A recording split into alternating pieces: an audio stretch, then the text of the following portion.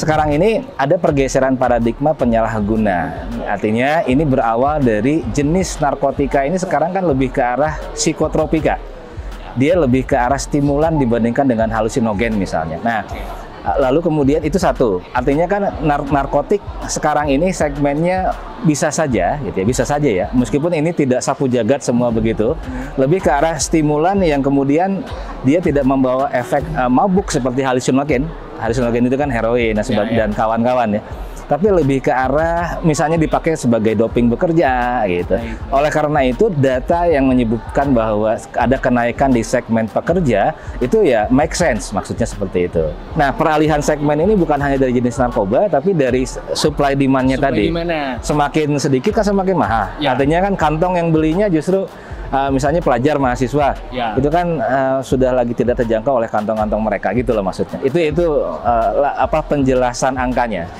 Ya, jadi kan ini kan narkotika itu sama dengan isu-isu sosial lainnya seperti HIV/AIDS bahwa angka yang ada di atas permukaan gunung es, kalau kita pakai analogi fenomena iceberg ya, iceberg fenomena, itu bisa jadi tidak menunjukkan kenyataan yang terjadi di bawah permukaan. Nah, IBT ini sama mengejutkannya dengan HIV/AIDS sebetulnya kalau kita analogikan, bahwa kemudian banyak IBT yang positif ya, ini analogi dulu ya. Nah, itu juga mungkin sama shockingnya secara sosial dengan banyaknya IBT pengguna. Nah, ini kan menunjukkan bahwa mungkin jangkauan literasi ya, terutama pengetahuan orang terhadap, bisa jadi kan misalnya seperti ini loh, metafentamin gitu ya, jenis sabu, ice atau apapun namanya, itu kan membawa efek selain stimulan, dia juga ada juga yang dia apa namanya dipasarkan dengan janji bahwa ini bisa bikin kurus gitu.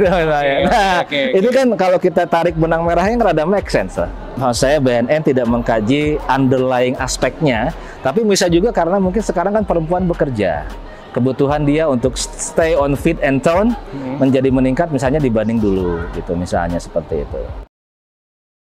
Ya katakanlah misalnya duta kampus anti narkoba itu permula gitu kan ya. Artinya dia sebagai duta kampus boleh dong dapat TOT dari BNN, keahlian khusus 2 minggu gitu ya. Betul. Untuk dia kemudian nanti bisa naik jenjang jadi duta daerah gitu kan, atau jadi duta nasional gitu. Saya pikir bukan figuritas artis sih yang penting, tapi kepiawaian orang itu di kedutaannya gitu. Yaitu ya apa namanya keahlian literasi, dan selain keahlian literasi dia harus juga mampu untuk membuat sebuah network intelligence atau kecerdasan jaringan. Duta ini bukan hanya selegram gitu ya yang punya jejaring sosial yang luar biasa, followers yang luar biasa, yaitu modal utama sih ya, key opinion leaders, tapi dia mampu untuk menciptakan kecerdasan jaringan-jaringannya sendiri sehingga pesan ini nanti bisa juga jadi pesan yang punya power lebih setelah dijejaringkan ya.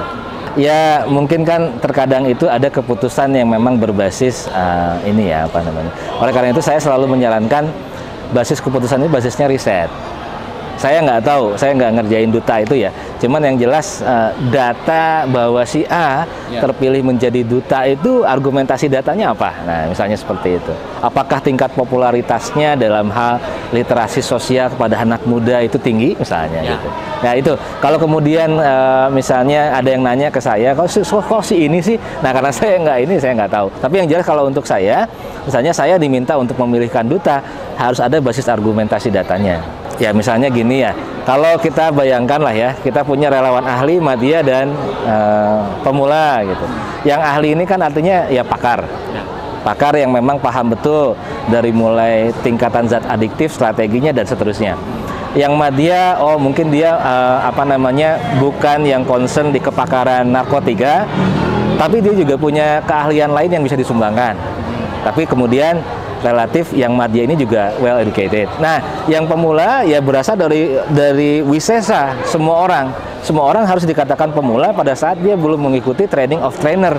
Jadi ada 2 kesenjangan atau gap yang saya lihat. Satu bisa jadi gap informasi, tapi yang lebih parah itu harusnya gap knowledge gap. Kesenjangan itu sangat mudah ditutupi dengan menyebarkan informasi yang masif. Nah, sedangkan knowledge gap itu berarti bahwa si pesan bisa jadi dia salah sasaran atau tidak tepat sasarannya. Misalnya pesan yang seharusnya dikonsumsi oleh genre yang well educated itu kan bisa ditangkap dengan knowledge tertentu tuh. Ya. Nah, pada saat pesan ini masuk kepada orang-orang dengan segmen uneducated, kan nggak nyampe. Nah, itu knowledge gap.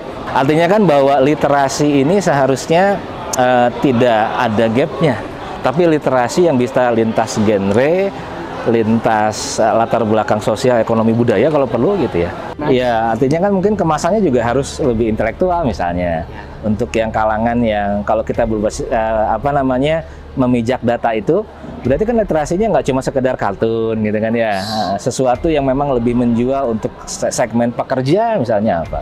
Misalnya methamphetamine in workplace gitu kan ya. Kerja 24/7 hasil ngaco misalnya. Itu kan pesan sederhana yang masuk ke segmen pekerja kan.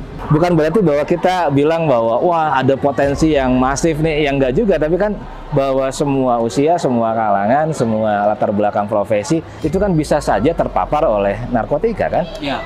Disadari ataupun tidak disadari, tanpa ataupun apalagi ya tanpa literasi yang memadai kan, drugs education misalnya, itu kan akan lebih mudah tuh, lebih rawan. Berarti artinya kan berarti sekarang ini BNN sesuai dengan arahan Presiden juga melihat Inpres 2 2020 itu kan bicara soal bahwa semua pihak mesti ikut.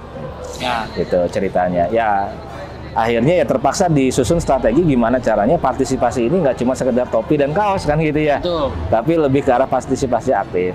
Kan artinya pada saat kita sorot hanya satu kinerja lembaga kan tidak fair juga. Padahal menurut Inpres kan semua KL dan lembaga, semua gubernur, bupati, wali kota wajib bikin program. Problemnya pada saat kita cacah itu di seluruh Indonesia ya, dengan buku terakhir, KL atau lembaga terutama yang di daerah itu nggak ngerti saya mau bikin apa. Nah ini kan berarti ada knowledge gap.